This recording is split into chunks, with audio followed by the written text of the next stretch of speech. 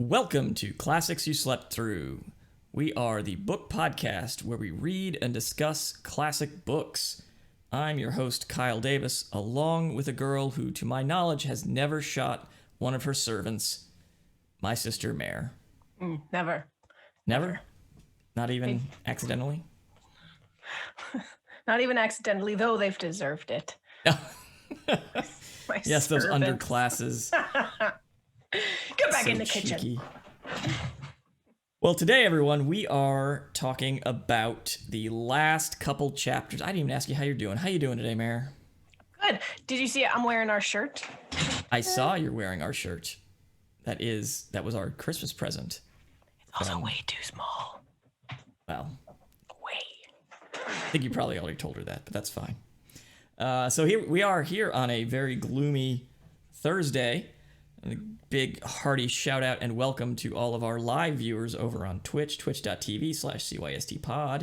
You can follow us there for updates when we go live, or follow us on Twitter at cystpod, Instagram, the Facebook, and, well, you won't get email notifications, but you can still send us an email, cystpod@gmail.com. Yeah. Put us on in the background while you're working. It's better than some morning shock jock. There are no fart noises here. No. Not intentionally, anyway. Yeah, I'm not gonna add in any sound effects for this. All right, so yeah, we are talking about the end of Oscar Wilde's The Picture of Dorian Gray, his only novel. The last couple chapters here, chapters 15 through 20, and it moves rather quickly, I think. Mm-hmm. We talked last time on sort of rumination versus plot chapters. I think these are all plot chapters, aren't they? There's a little bit of rumination in some discussion, I suppose, but it is a lot of plot. You ready to jump into this? I think so. As ready as I'm gonna be on a Thursday morning. All right. So when we last left our dear friend Dorian, he just had Alan Campbell, a former acquaintance, come over and dissolve the body of the artist Basil Hallward, whom Dorian, in a fit of anger, had killed up in his little attic room where he stores the picture, which is taking on the aspect of Dorian and all of his sin and displaying the evilness of his soul. He dissolves him like Walter White, Jesse Pinkman, Breaking Bad style, which you haven't watched, have you? I haven't watched, sure. So I'm rewatching it now for the third time, and they dissolve people in barrels. Do we need a spoiler warning for like a show that ended 3-4 years ago? Probably not. No. If you haven't watched it, you're missing out. Some of the best It's one of those TV shows ever. where if you're going to watch it, you've probably watched it by now, kind of thing. No way. What? It's on Netflix. Get your act together. Watch it. Do you think I have Netflix? Come on. Are you kidding me? No. What? Oh, I don't have Netflix. I have Disney Plus, so I can watch Clone Wars, because we're getting ready for the Star Wars Day, May 5th launch of Bad Batch. We're very excited about that, so we're getting the kids through Clone Wars. Or May 4th, sorry. I was going to say, they really crapped the bed on that one. Getting my days wrong, yeah. I don't know why I have 5th of May in my head. Yes, May the 4th. Bad Batch will launch. So we're very excited about that around here. But anyway, that's me. Along with, I don't know if you saw the announcement, but coming April 2nd or 3rd or something, first week of April, both of the made-for-TV Ewok Adventure movies are coming to Disney Plus, as well as the original Clone Wars cartoon, the Jenny Tartakovsky Clone Wars cartoons are coming to Disney Plus. And I did not know this had a name, but The Faithful Wookiee, which is the animated portion of the infamous holiday special, which introduced Boba Fett. I did not know that short animated segment had a name. Apparently it does. That, too, is coming to Disney+. So I'm talking about one of the greatest television series, is like cinematic quality of all time. Right, and so am I. Star Wars: The Clone Wars. I don't see the problem. All right. I see the problem. It's all over your face in this. or shape. not, as it were. I mean, just not in the middle. Not in the middle. No, sir. All right. Anyway. So anyway, yes, back to chapter 15 here. So Dorian has just taken care of his little problem up in the attic, and he goes to a party because that's what we do in the late 1800s in high society in England. So Dorian finds himself at the home of Lady Narborough, who is quite a fun character. Like there's no more British name than Lady Narborough. Narborough, no. She is quite a saucy lady. She's in her late 40s, shall we say, somewhere in there. So, so basically, our age. And Not me. Well, okay, not yet, but she's my age. So Thank I liked Lady Narborough. Anyway, but she is quite the flirtatious, apparently not very attractive, but she's game for anything kind of gal. She used to be attractive, right? Well, she wore short skirts, apparently. So I guess girl. that counted for something. So always counts for something. So this was one of two very dialogue-heavy, bantery chapters, and I got to read them both, which was awesome. And we have sort of a three-way banter between Lady Narborough and Dorian and Harry. And so they talk about all sorts of things. Did you have any kind of pullouts from this conversation? I just find Henry to be insufferable. The first he is getting worse. The first two chapters, it's like, oh, those are funny quips, but you can't freaking be a quip a day calendar when that's all you say. It's really is insufferable. He's worse than the script of a Marvel movie. It is nothing but quips here. A man can be happy with any woman as long as he does not love her. Love her.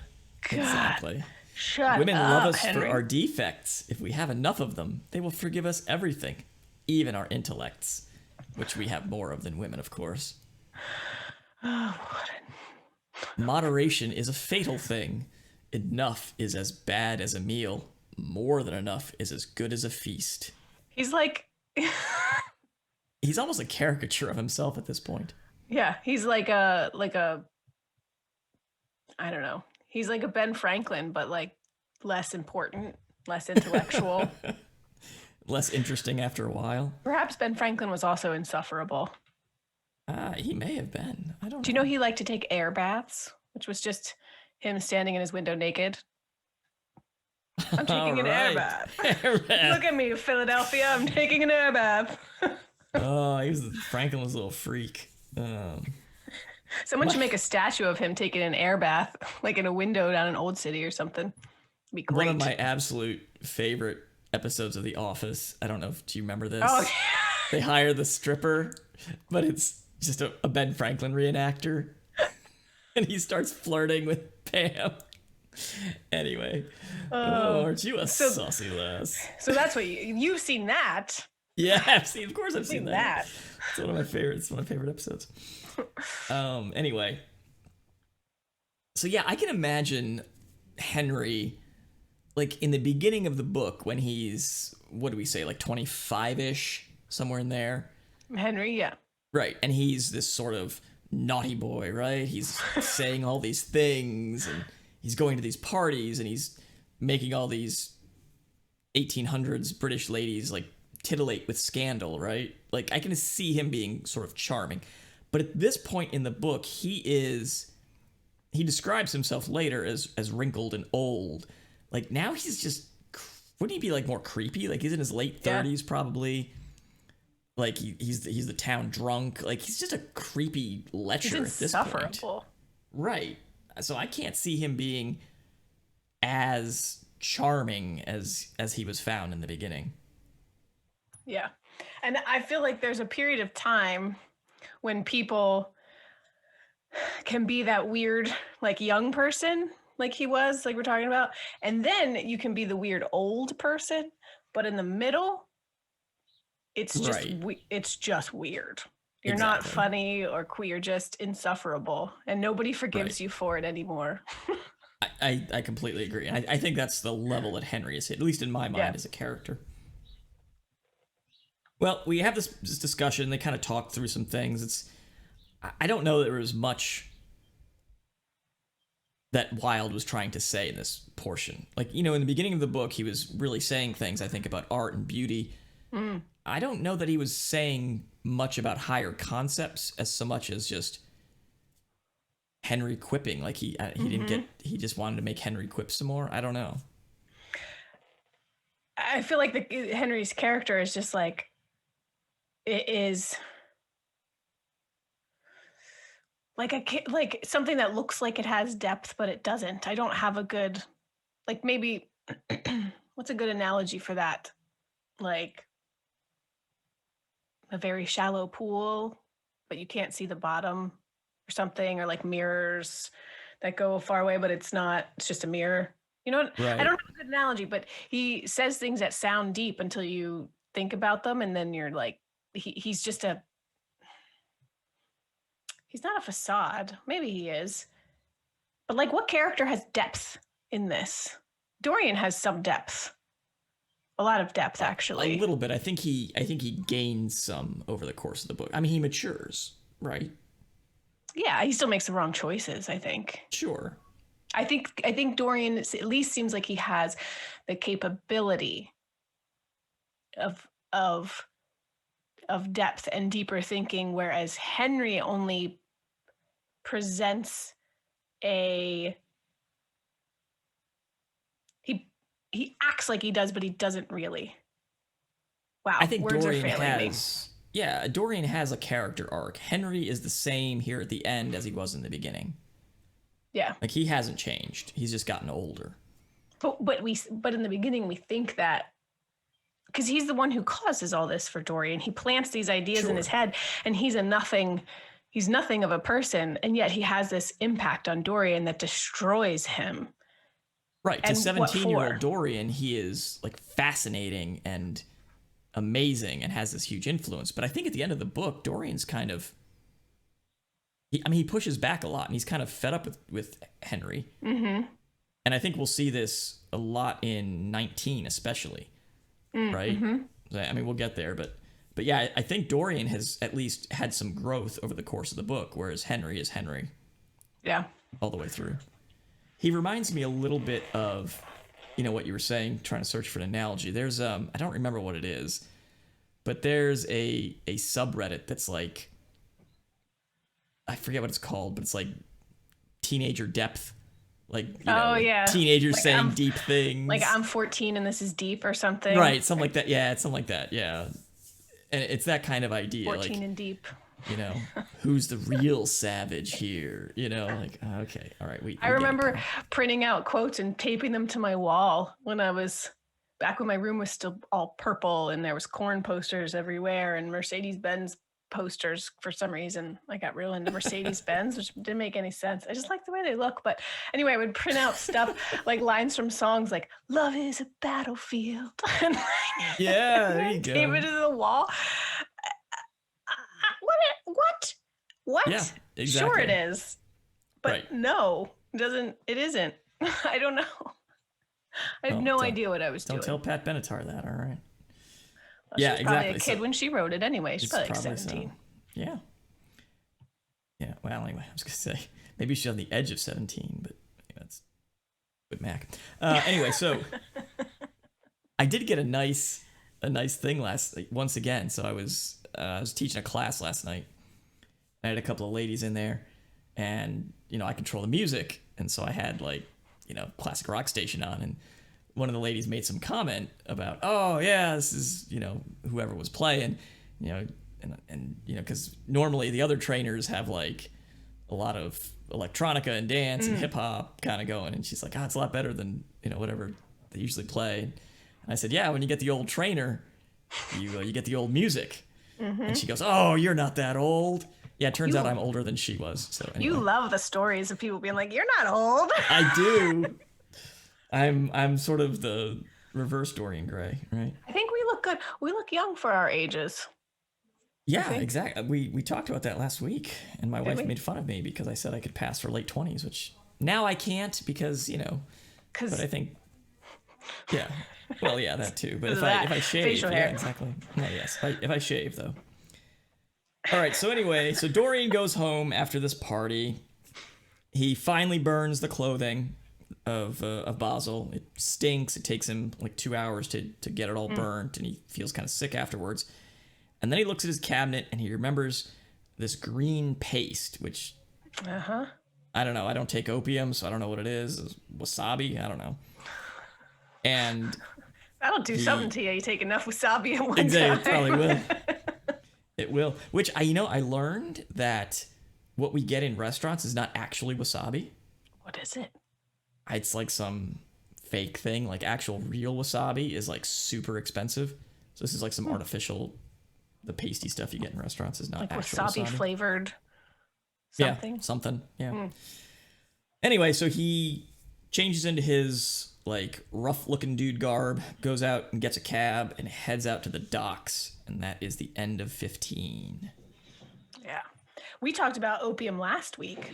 A bunch of stuff that we predicted last week I feel like came true, even though I actually didn't remember it in detail and you hadn't read it yet. Especially when we get towards the end, the idea about conscience and this whole opium trip thing. Sure. Although we thought, what did we say last week? We thought that maybe the effects of the drugs took place on the canvas or on the painting and not necessarily on him. Right, not on him. Yeah. And so he had to keep taking more and more to get, like he wasn't actually getting an effect from it. But I don't know if that's necessarily true. Right. But something definitely happens to the portrait when he's. Yeah. I think if I was writing a modern Dorian Gray, I would do that. I would have the picture like take on everything. Like he would not even feel, sort of anything. Like even to the point of like getting in a fight and getting punched and, pain, like the portrait would take it. That would be insufferable. It would be, yeah. I don't know. It would add a little twist to it, but. You're big on fan fiction. You should write it. I should, right? Someday, right? Well, thank you. I don't write anything, so I wouldn't know. You have. Yes, you have. Not in years. Anyway. I still in my mind I have. Anyway, I'm not gonna reveal my secret plans for my Galaxy Rangers fan fiction magnum opus. You just did. I did, and I didn't reveal plans for it. Oh. Anyway, so we get to chapter 16 here. Dorian decides he's... Yes. What? Yes. Sorry. Yes. I can't read Roman numerals. That's why I write them in regular. He's going to cure the soul by the senses, he says. So he's going to basically overload himself and he's going to forget his guilt. So what he's trying to overload, obviously, now that he's burnt the clothes, is he's trying to absolve himself, or at least forget the murder of poor Basil. And we get, interestingly, again, Dorian has this idea that Basil's death was his own fault because he suggested that Dorian needed forgiveness. Like, how dare he do that? Goodness. That's how you do it. That's how you try to save your soul from your guilt, but it doesn't work, obviously. Right. So he goes down to the docks looking for some opium, and he's in a bar, and he runs into Adrian Singleton, who apparently is, we've teased this idea in the past of all these young men of society that run into Dorian, and Dorian ends up ruining them. Mm-hmm. There's this string of guys that he's known, and Adrian is one of them. And he's in rough shape. And so Dorian says, hey man, if you need anything, like he feels bad. So he's showing a little growth here, right? Like he's showing some conscience, I guess a little. He says, if you need anything, contact me. But obviously he's, not down with that. That almost seems like a threat coming from someone who's destroyed your life. Like, oh, do you need help? Right.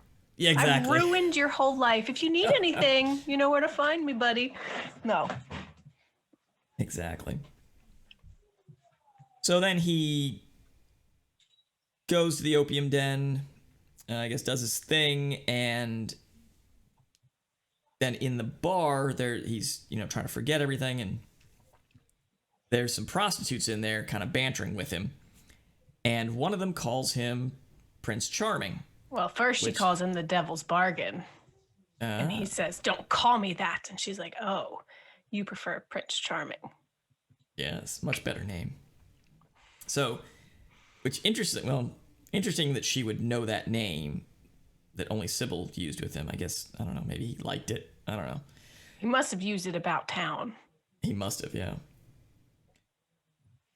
But not enough to connect it with him, because nobody knew who Prince Charming was, right? Except in these opium dens, perhaps. Right. True. But they're not interacting with the society people that would have met him, because James didn't know who Dorian was. He only knew the name Prince Charming, so he didn't connect the two.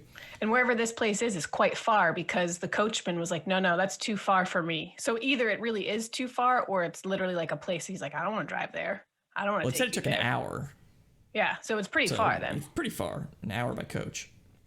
It's down at the docks. I don't know London geography to know how far that would be, but.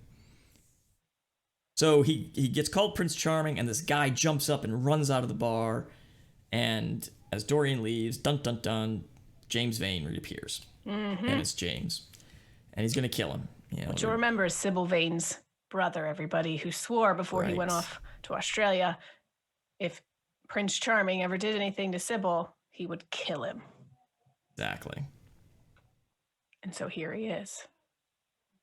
So they get into a little scuffle, but Dorian, using his quick wit, says, hey, wait a minute.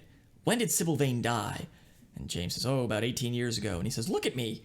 I couldn't have done it. I'm just a kid. And he pulls him into the light, and he says, oh, yeah, you're just a kid. Oh, all right, fine. I'm sorry, buddy. And he leaves. And Dorian gets out of there.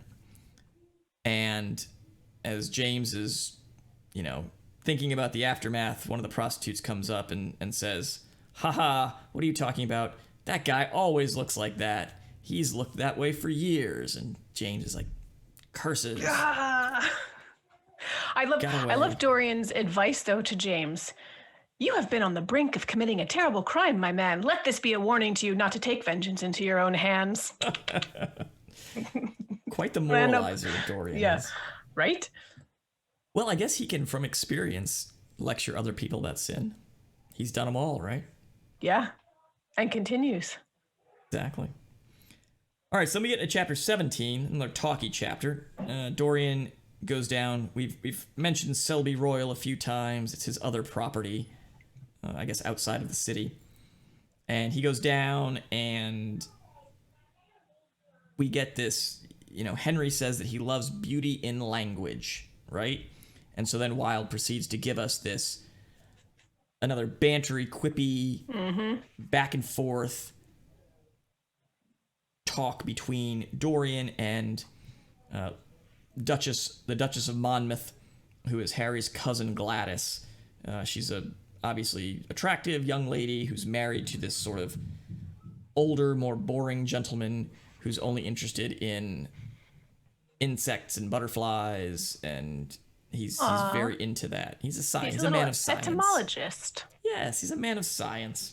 Did you know, I read, that it is the fault of a New Zealander, a Kiwi, I don't know, that's okay to call them that, right? They call themselves that, yeah. Okay.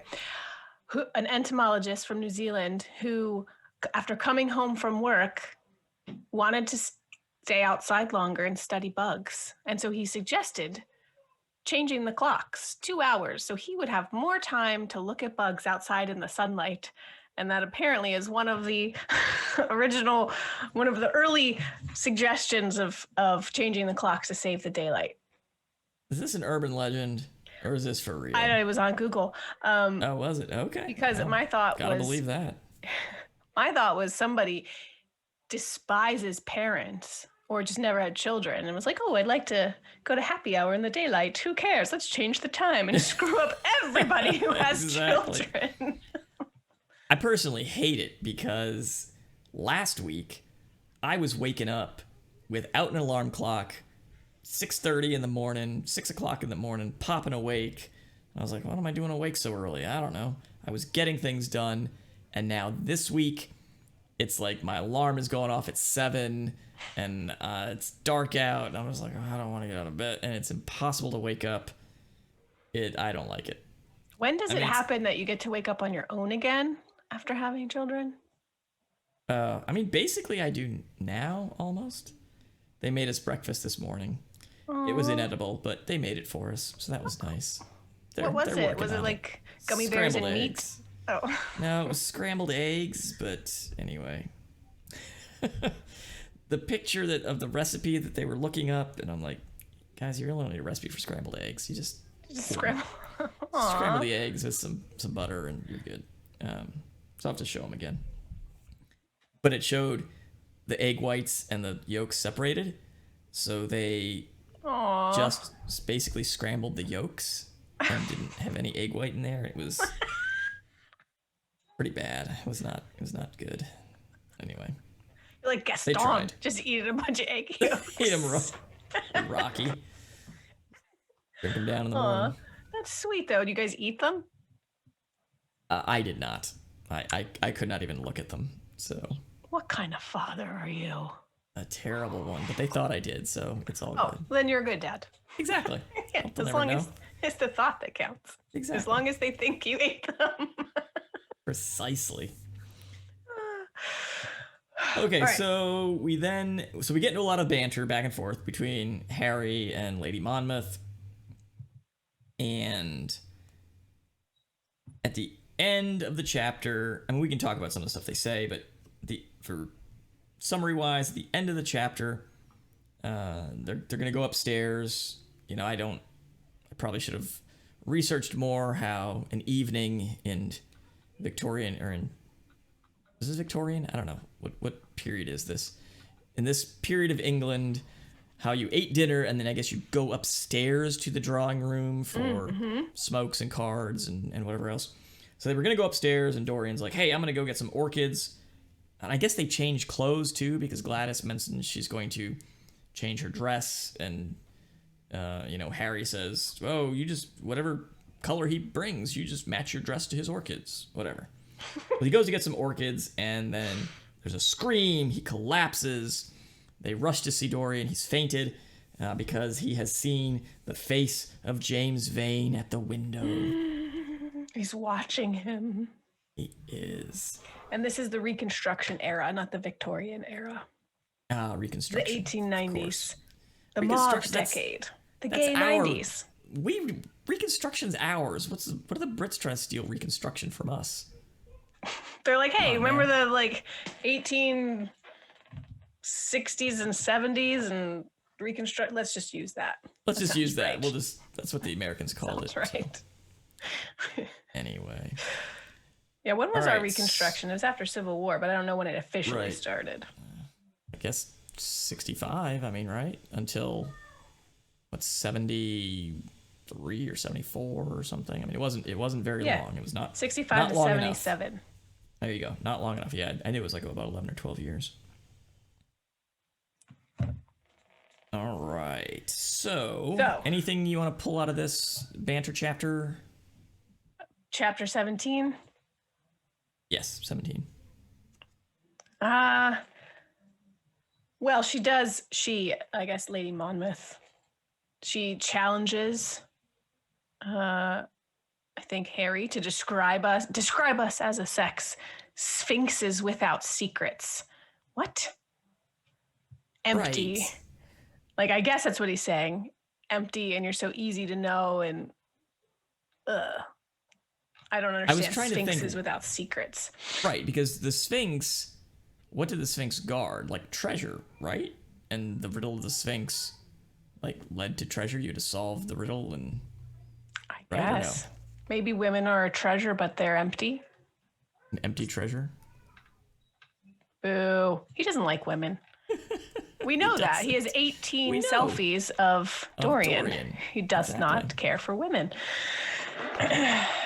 Speaking of, our wonderful fan of the show and my best friend Mallory, in honor of Dorian, she sent me 18 selfies on Snapchat and different periods Oh, throughout the just day to- and different poses.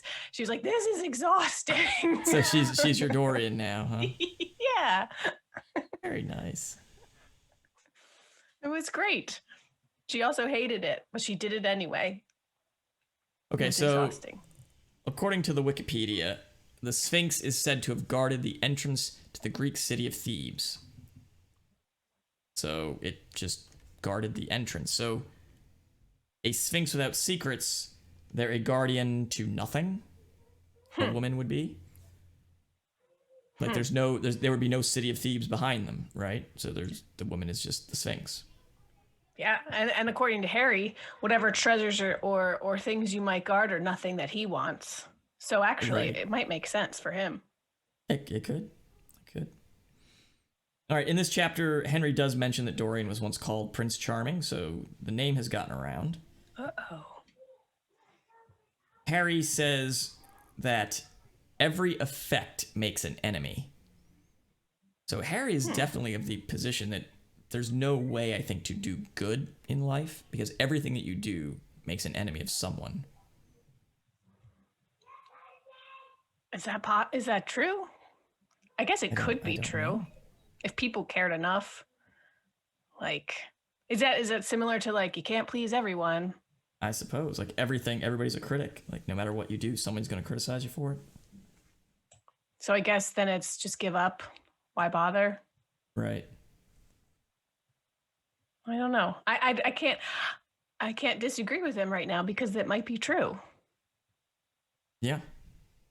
Because if you try to do good and moral things, people will be like, "Wow, look at you just do it you're for so superior." Yeah, you're doing it because you're no truly selfless act. Right. I had a friend who posited that every single thing we do is selfish in and of itself. There is no true altruism because you can always tie it back to even if you do something truly selfless and altruistic, well, you're only doing it because you want to feel that you are selfless and altruistic. So ultimately, it is still a selfish act.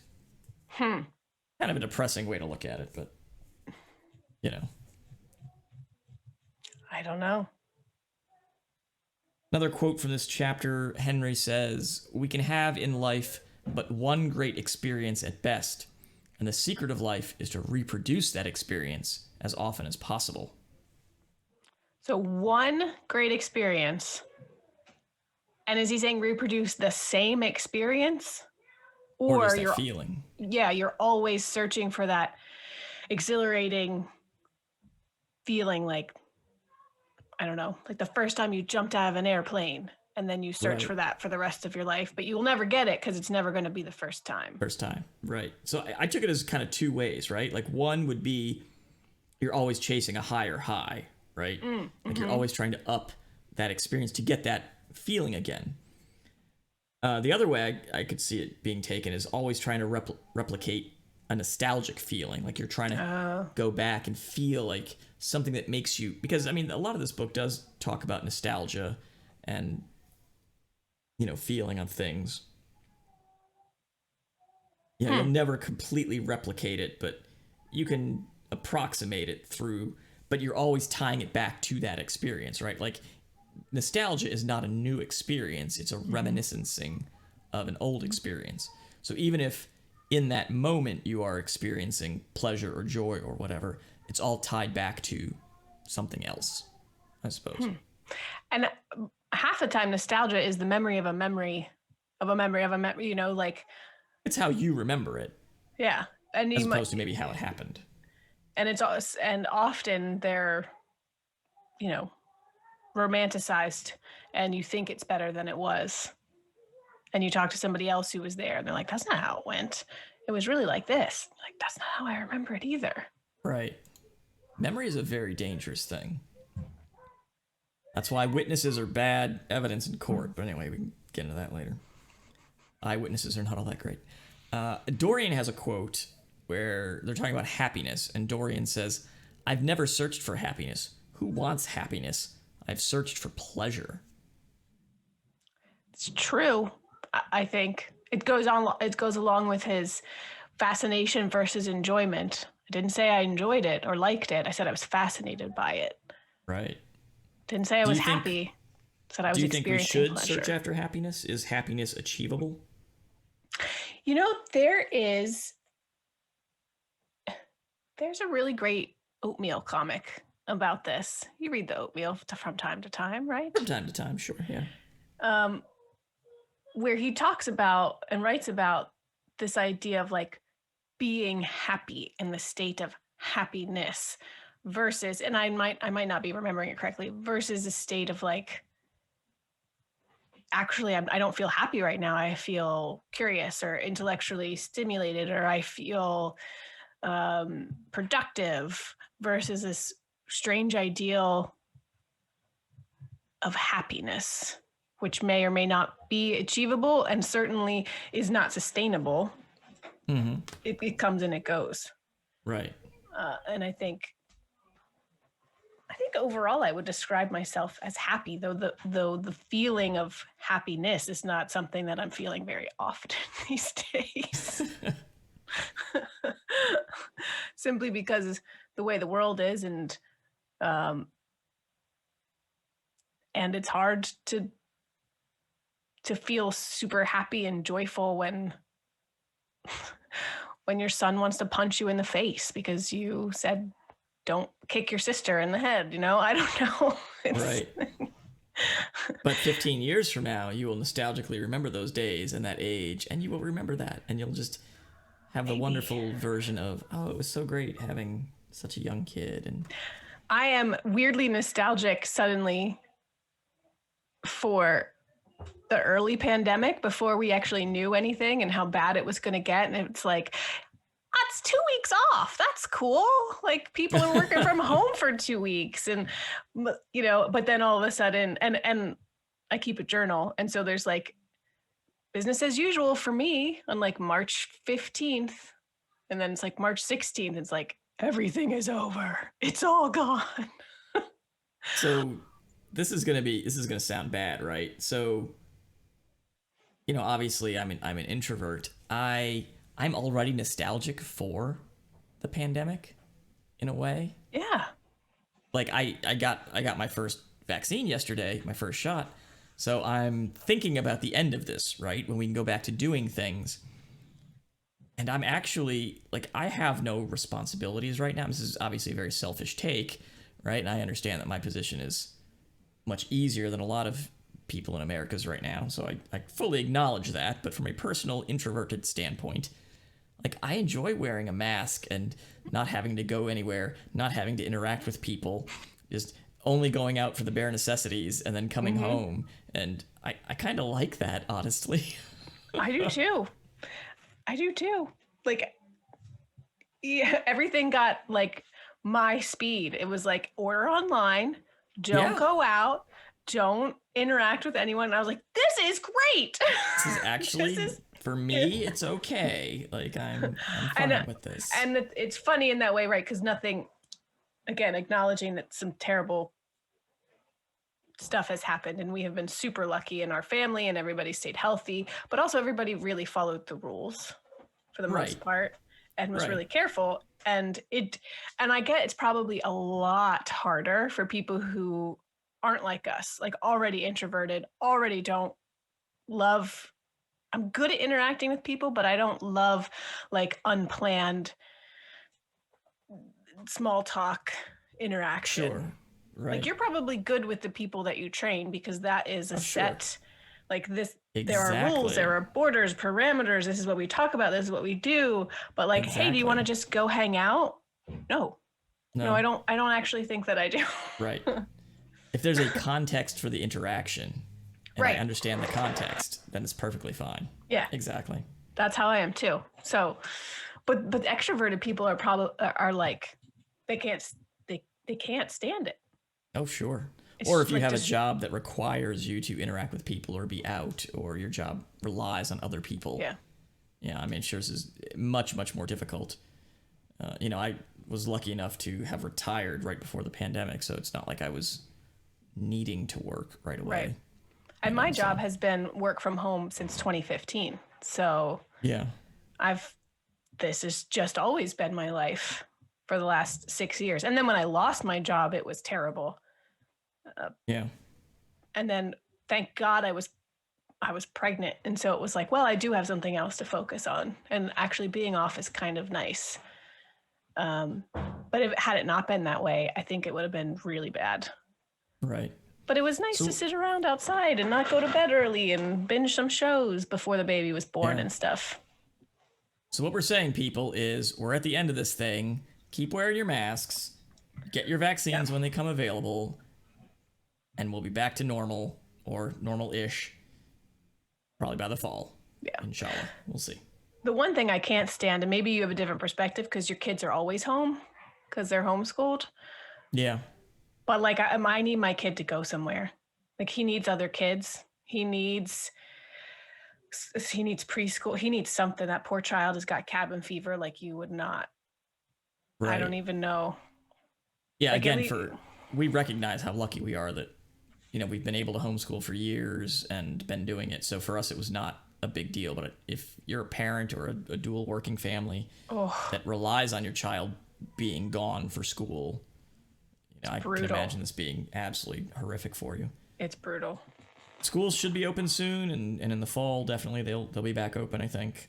So I think we're definitely rounding the corner on this crazy year and year plus. Just hold on. Hold on, people. Exactly. And hold on, we are coming in on this chapter 18. I was going to say, what are we talking about? Exactly, right. So chapter 18, now Dorian, the chapter begins. So I like the thematic.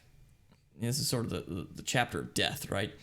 So Dorian begins ruminating on that he's indifferent to life, yet he's fearful of dying.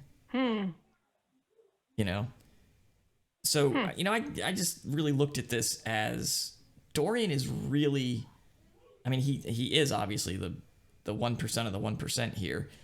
And this is his richness and his privilege. He's very discontent. He's always unhappy. He's chasing a high, and he looks down on happiness as a concept. But this man has no purpose, right? Like, what does he do?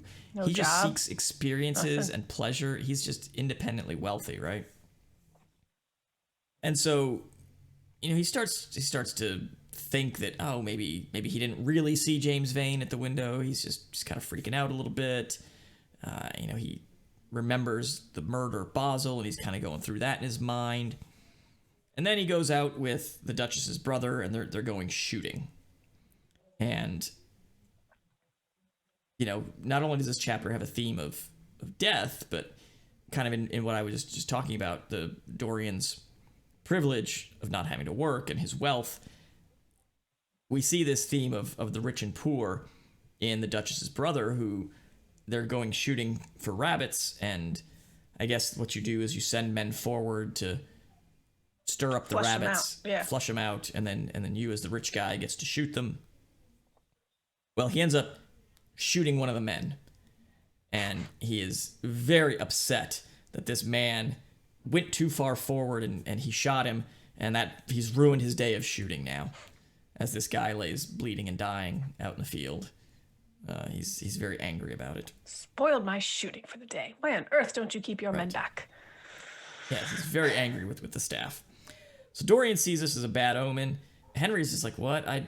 Henry hasn't even given it a thought. Like, I can't even imagine you're at somebody's house and you go out shooting or whatever, and you end up killing someone, and you don't even give it a second thought. You're just like, whatever. Well, Dorian at first, though, did say, when they thought it was a rabbit, he all of a sudden, for no reason, he doesn't know why, he cried out, "Don't shoot it, let it live." And they were like, what nonsense. Yes. And then they shoot a man. Yeah. Right, and there's like, whatever. Very Dick Cheney of them. This is quite good. So then Dorian goes back. He's very sad and upset. Henry's trying to prop him up. Says, Dorian, you've got it all. What are you talking about? You have it made. And Dorian says that he would trade places with anyone in the world. Doesn't want this anymore. And he kind of realizes that he's so focused on himself, he's unable to love others. So, it's a little bit of character growth, right? Like, he at least has some introspection to realize this. And I think, though, he ultimately, and like, he has these moments, and then he hates having those moments. Right. He hates the fact that I don't think he says it directly, but like, he always contradicts himself, or he tries to talk himself out of it or question himself out of it. And we'll see at the end, like, ultimately he hates not feeling okay with all of the horrible things that he's done. And he Right. wants to push away the conscience his conscience. Sorry. Um, and I don't know. I think it's probably just because he doesn't like being distressed. It's not pleasurable, and that's all he searches for. Sure. Yeah. He said explicitly that he only likes pleasure. Yeah. Yeah. All right. So we move on. Oh, go ahead. I was going to say, and to your point, he's got nothing else. Literally has nothing else. I mean, he had all those hobbies, remember, earlier on, but it wasn't like wasn't like a deep hobby of anything. It was many, many, many, many hobbies, and he was like searching for something. He has no job. He's not an artist, like No, Basil. he doesn't create. Right. He doesn't work. He has no productive fruits of any kind of labor. And so what else does he have? I mean, Henry explicitly said that in an earlier chapter that where I'm glad that you don't create, Dorian. I'm glad that you don't paint or write or anything, because you are just you, unmarred and perfect and beautiful. Whereas if you had made something, it could get criticized later, or you know what I mean? That sort of idea. You would kind of like Basil, a little bit later on, Henry will criticize Basil's later work, saying his stuff wasn't any good after a while. Why so fearful of criticism, Harry? That's a good question. I think probably a lot of people criticize him behind his back, but... Yeah, I think they probably hate him. Yeah. So then Geoffrey, the Duchess's brother who shot the guy, he's very, very upset. But he's not upset that he killed a guy. He's upset that Dorian didn't let him shoot the rabbit. So, we get that wonderful sneering. He's the sneering rich guy. That's bad there. Harry is annoyed by the killing. He says, "Oh, this is an accidental killing. That's so lame and annoying. I would rather meet a real murderer. That would be exciting." It's like, oh, shut up, Harry. Really, he is quite insufferable. Yeah. Harry asks his cousin Gladys if she loves Dorian, but says, honestly, knowing if you love him would ruin the attractive mystery. Like, it's better to not know if you love him and just kind of, oh, Harry, you're just such a wonderful person. God. You would sacrifice anybody, Harry, for the sake of an epigram. No truer words. No truer words have been spoken. The world goes to the altar of its own accord, was the answer. Case in point. Exactly. So Dorian decides he's going to leave Selby and go back to London, but before he does, the gamekeeper arrives, and they get into a conversation. It comes out that the guy who was killed, because Dorian's like, oh, send his family some money, make sure his family's taken care of. And the guy says, he's not one of ours, sir. I don't know. He looks like a sailor or something. And Dorian's like, oh, jumps on a horse, rides to see the body. It's James Vane, of course. And Dorian now is happy. He's safe. James Vane is dead. His eyes were full of tears, for he knew he was safe. It doesn't say he's happy. True. He's joyful. He's relieved that James Vane is dead. So we move to chapter 19. This is the Reformation chapter, the turning over a new leaf chapter. So Dorian is over at Henry's place. It's a few months later, because it was winter when James was shot. Now we are here. It's May, so some time has passed between 18 and 19. And Dorian says to James, I'm going to be good now. I'm going to be good. I've decided I've turned over a new leaf because I did a good deed yesterday. And now it's only been a few months. Now, at the end of the last chapter, we were discussing, does Gladys and Dorian, are they in love? Well, I think we know how that ends, because now in chapter 19, Dorian's good deed was he's been kind of flirting with this girl down in the village, and he says, but instead of proposing to her, like he did with Sybil Vane, I decided to let her go, and now she can move on with her life and be unsullied, and there will be no scandal attached to her name, and that's my good deed, is I didn't have her associate with my person of ill repute. Not he could have become a better person. Right. and had like a life full of love. No. But maybe he's right. Maybe he's He is right. what he is, perhaps, and he Yeah. knows it. And he knows he's not really going to change. But we'll see. So Dorian asks, what's the news? I haven't been to the club in a while. Harry says, it's been 6 weeks and people are still talking about Basil's disappearance. It's, been a while and, Basil hasn't turned up anywhere, so he must be gone. We also get a little other bit of news in that Harry is getting divorced. So he's leaving. His wife is finally leaving, apparently for a pianist who plays Chopin. And Dorian's friend Alan Campbell has also killed himself. Of course. Why wouldn't he? Yeah. Why wouldn't he? So Dorian is quite happy now, or we'll see in the next chapter that all the witnesses are gone. He's sort of scot-free. Yeah. My son is being the most loud he could possibly be. Can you hear him? That's a good amount of loud. It is so loud. It's a little extra background noise.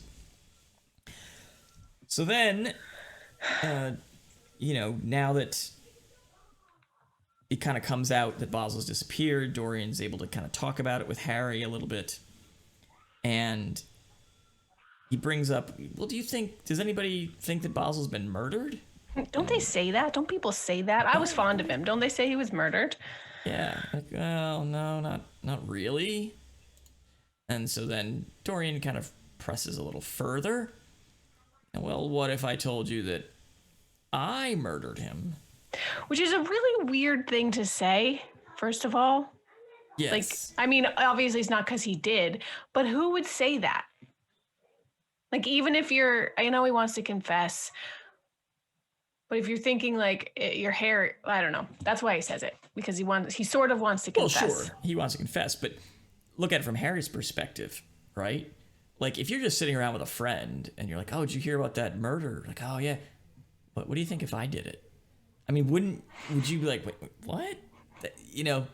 There's no good outcome to that question, right? Because either you're pulling a Dorian and you did it and you're trying to confess, or now all of a sudden you're like a murder fetishist and you're dreaming about committing murder, and your friend's like, what are you talking about? Weird turn for this conversation to go. You want to kill someone? Exactly. And Harry says, no, you couldn't have done it. Look at you. You're too perfect. Crime belongs to the lower classes, because upper class people, goodness, we can't commit crime. All crime is vulgar, just as all vulgarity is crime. It's not in you, Dorian. Up. Yes. What a dangerous thing. What a dangerous thing to think you know someone like that to make a statement. Like, it's not in you. I know you. No, you don't. What a bunch of ego and pride to assume you know another human being like that. Right. Exactly. Harry says that it's like art for the upper classes. We have art and they have crime. Oh my God. That's like, dude, shut up. Yeah, seriously. He's terrible. Harry's just the worst. And Dorian says, I wonder if somebody could commit murder a second time. And Harry responds that anything becomes a pleasure if one does it too often. Which I can agree with that. I think Harry's kind of got a point there. It was a pattern, Dorian. Repeated. Yeah, exactly. And then Harry starts complaining. But it doesn't really matter. Basil wasn't even a good artist anymore. That after you guys stopped being friends, he kind of became a terrible artist. So whatever. But he has no value at that point because he's a bad artist. What do you make of Henry being like, well, murder's always a mistake because you should never do anything that you can't talk about after dinner. So it's all for the society of it. Exactly. He's like, I trying guess to get it'd be that next fine quip. if you could talk about it, but since you can't, what's the point? I mean, that does sound like a very British sort of novel, like a high society murder club. Where they all sit around and they all commit murder. Wouldn't that make a good? Yeah. It's probably already been done, but I think that'd make a good novel.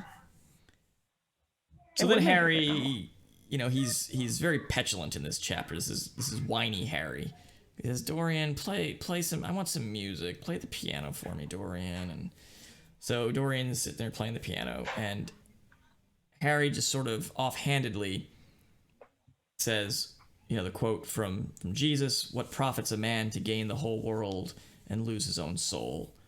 And Dorian's like, woo, you have the piano hit, like, dong. And he's like, what did you say? And he's like, oh, it's just something I heard in the park. This street preacher said it. I don't know. What do you think it means, Dorian? And it's just very interesting because Harry, who loves quipping and quotes, like, it's kind of a straightforward, like, I don't think it's a riddly sentence. It's a very straightforward thing to understand, yet Harry cannot understand what it means.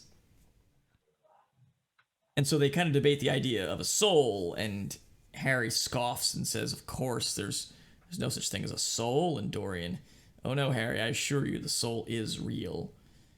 And he says, oh, art has a soul. I'm very confused by Harry because he says art has a soul, but men don't. Like, so I just... Well, he's all about beauty, right?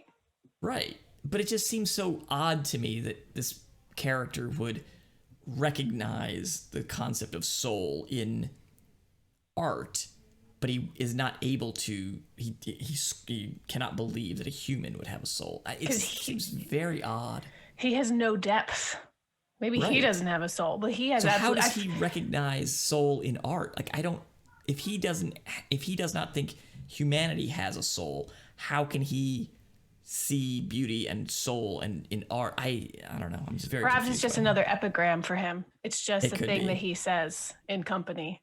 I feel like if Basil were there, Basil would be able to describe exactly how art has a soul and how he does. Like, he puts himself into the art and into the painting, and which is why, the picture he painted of Dorian was just revealed too much of himself, which, from Basil's perspective, I think is great, but absolutely Henry has not evidence that he can feel that way about art. He just quips about beauty all the time and acts like it's important. I don't believe him one second that he actually feels or sees soul in art. I don't. He just thinks he should, perhaps. Yeah. That's because you can talk about it after dinner, There you go. Because that's where you go out for society. You go to galleries and you go to plays and listen to music, and it probably brings him pleasure to do it, but I don't know. I'm not sold that he actually feels the depth that you can feel when listening or looking at art. Yeah, no, I'd agree with that. So he's very petulant, demands Dorian keep playing, but Dorian's tired. He wants to go home.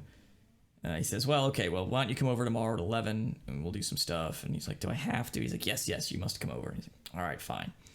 And he almost says something as he walks out of the room. We don't know. We're sort of left hanging there.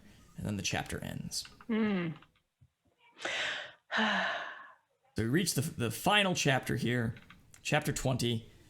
Dorian gets home and he says, I'm free. Alan's dead. James is dead. Alan never told anyone. I want this. This is a new beginning for me. I can start over. Maybe if I start doing good things, maybe that will be reflected in the painting, and the painting will start to look better. I don't know. I think that this love that I had for this girl Hetty down in the village, or maybe the quote-unquote good deed that he did by sparing her, that must have changed the portrait in a positive direction now. Let me go find out.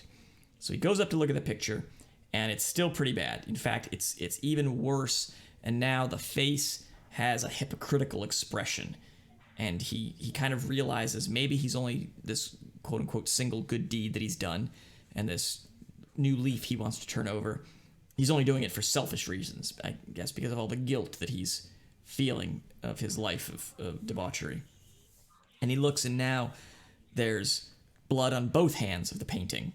And he says, oh, this must mean that I have to confess. And he immediately rejects that. Oh, I'm not going to confess anything. I don't have anything to confess to.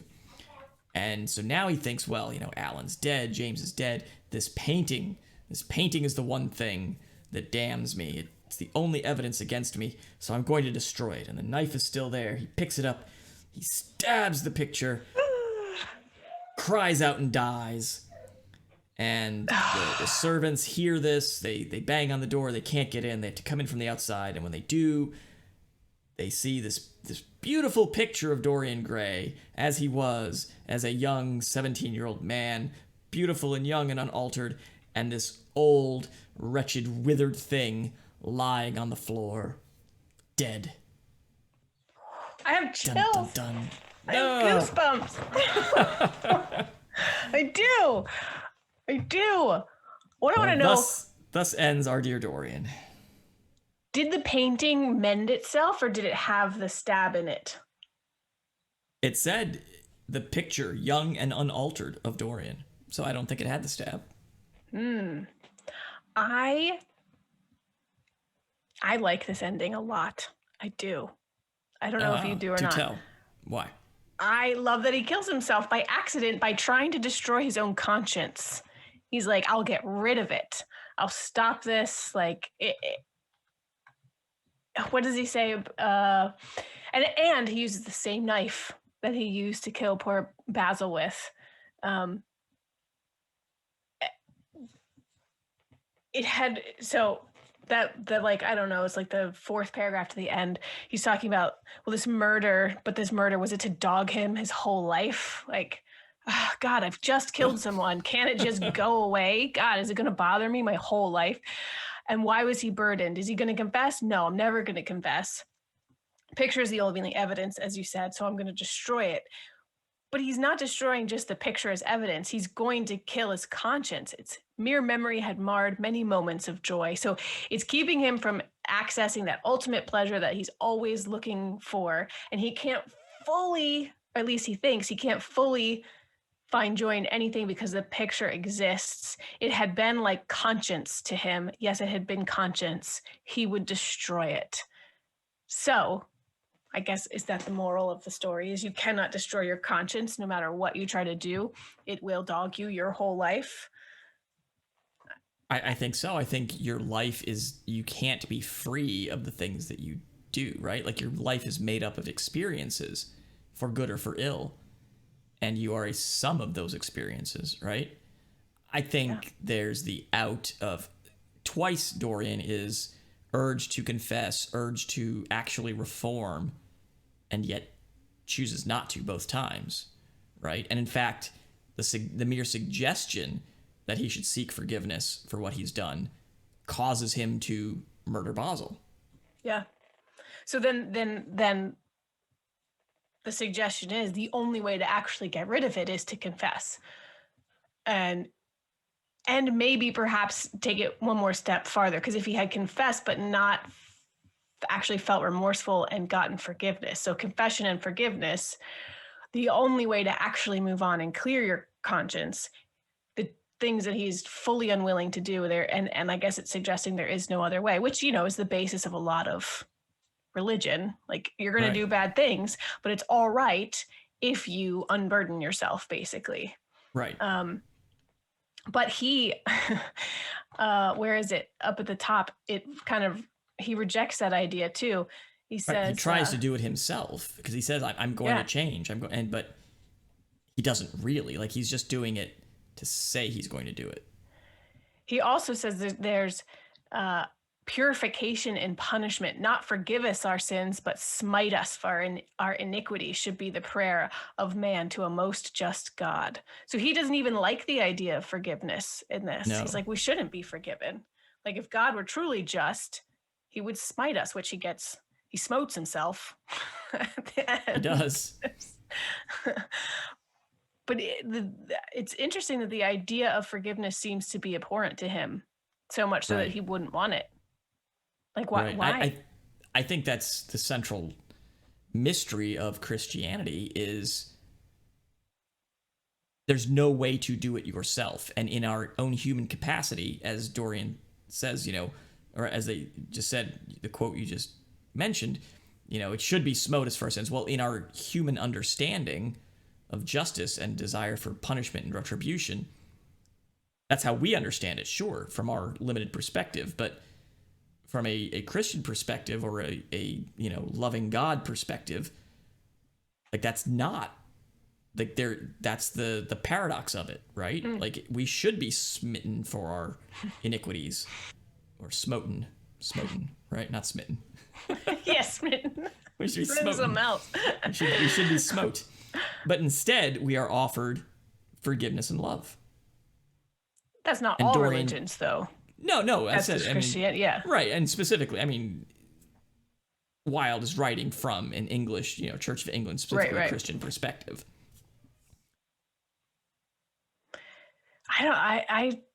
So then does that mean, like you said, this thing is interesting, our desire for punishment.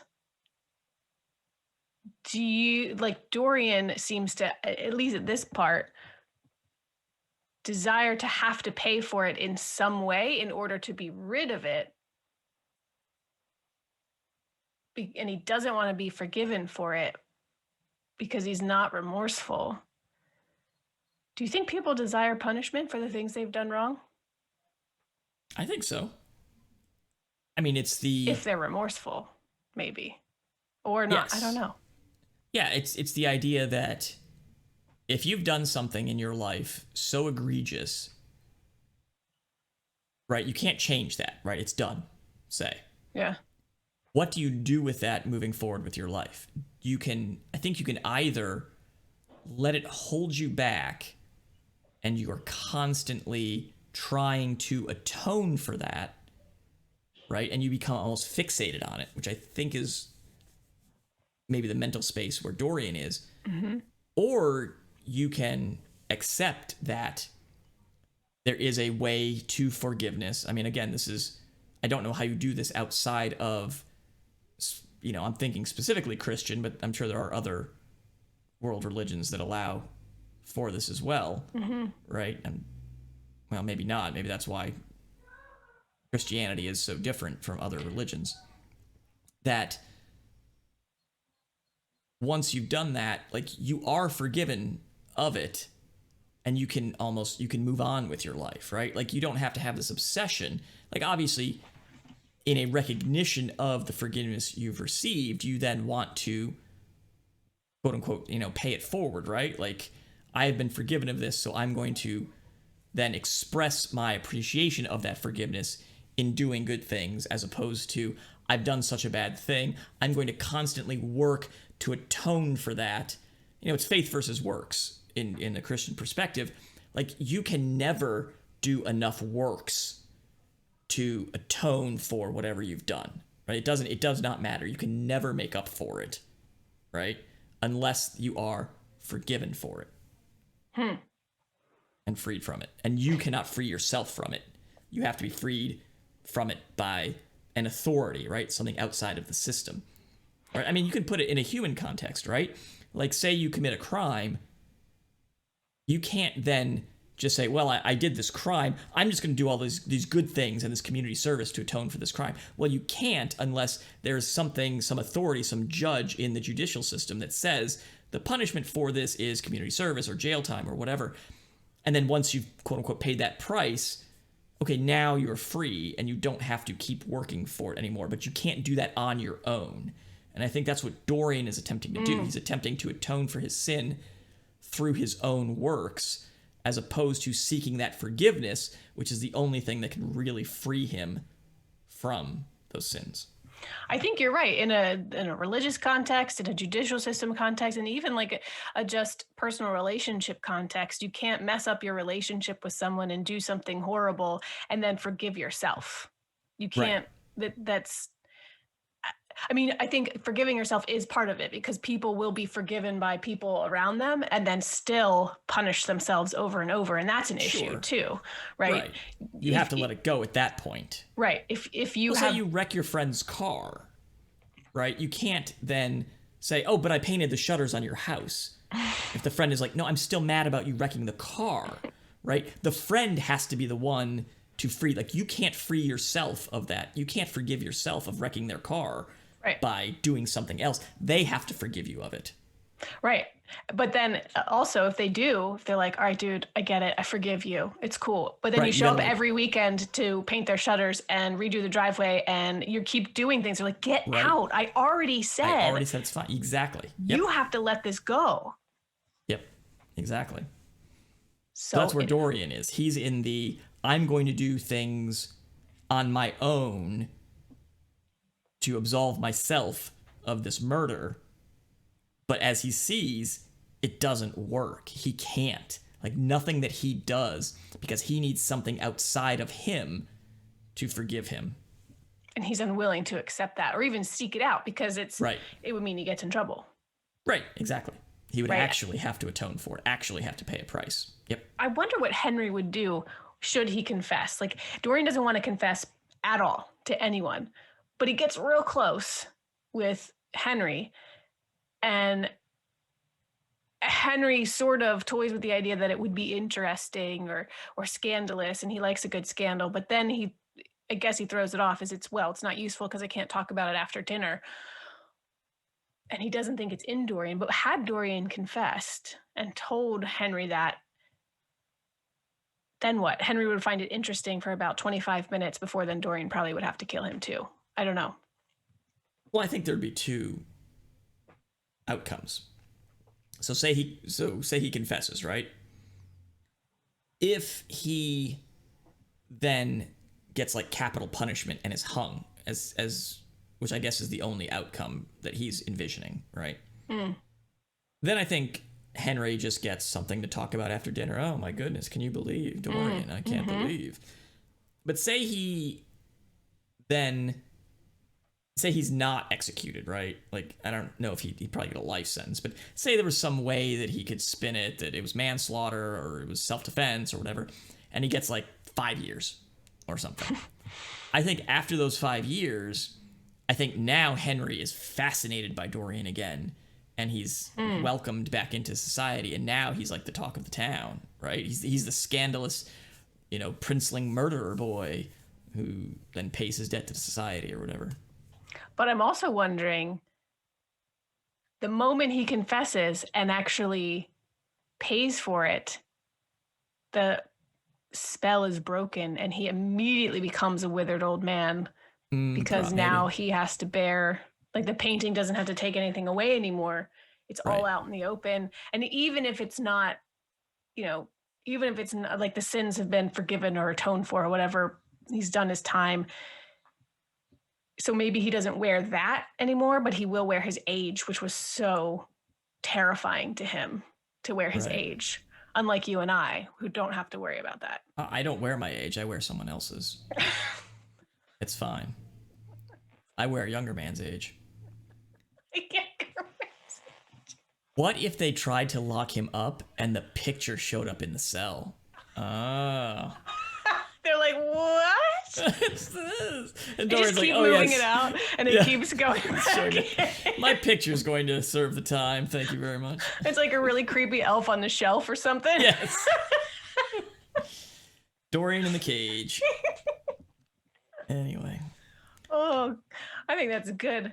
Yeah. We still have a wrap episode, and we've talked about a lot already. We do. So if you all enjoy, we've only talked about 5 chapters here at the end of Dorian Gray. Guess what? We're going to talk about the book as an entirety whole next time. So you can hit us up, send us an email, cystpod@gmail.com.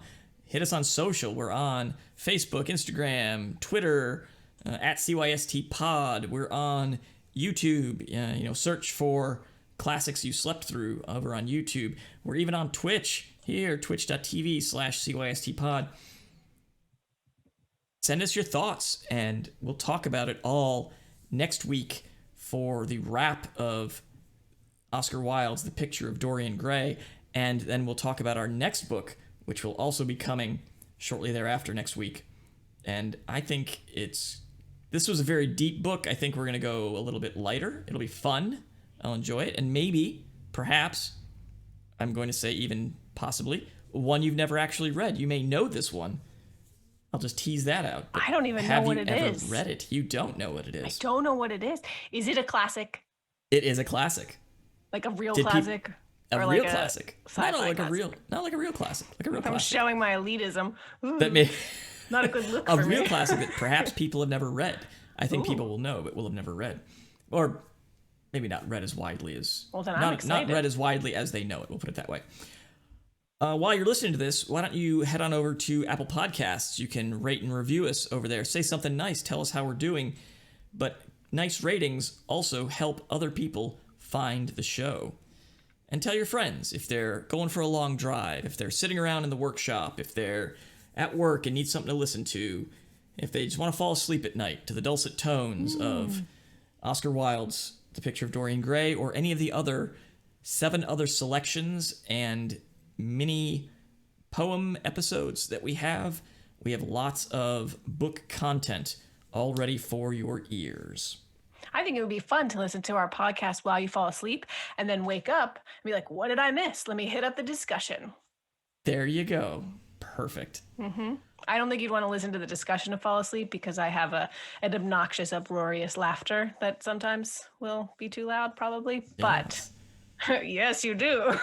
And you can also, if you want to be a weirdo like my wife, who is probably listening to this, you can listen to just the discussion episodes because she doesn't want to listen to the book. So that's my Cliff's Notes wife, just wants to get the story and hear me talk and not actually listen to the book. So And then you say, P.S. I love you, wife. Good on you, hun.